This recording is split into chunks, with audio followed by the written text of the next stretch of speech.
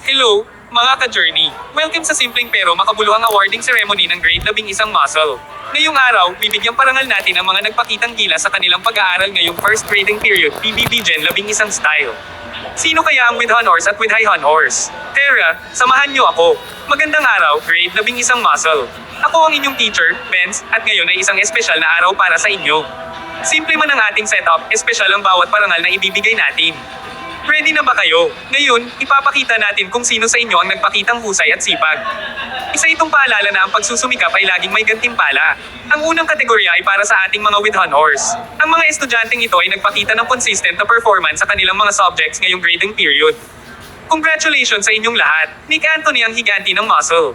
JP ang mobile legend enthusiasts. John Paul ang panlaban ng muscle. JR ang volleyball player ng muscle. Renlyn ang Ann Curtis ng muscle. Jelica ang Diyosa ng muscle. Mary Grace ang Miss Universe ng muscle. Pipito ang multitasker ng muscle. Jane ang Englisher ng muscle. Rena Jane ang quiet ever ng muscle. Marjorie ang simpleng panlaban ng muscle. Well done! With honors. Patuloy lang ang sipag at tiyaga.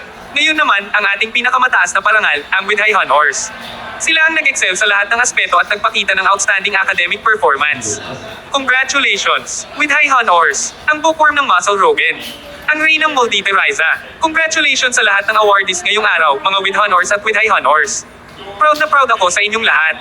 Para naman sa mga hindi nakatanggap ng parangal, tandaan, laging may pagkakataon para mag-improve. Kaya tuloy lang ang pagsusumikap. At dito nagtatapos ang ating simpleng awarding ceremony para sa Grade 11 Muscle. Salamat sa inyong hard work at dedication, at tandaan, ang tagumpay ay bunga ng sipag at tiyaga. Kita-kits ulit sa susunod na grading period. Don't forget to like, share, and subscribe sa aking teacher vlog para sa mas marami pang inspiring school stories. Hanggang sa muli, mga ka-journey!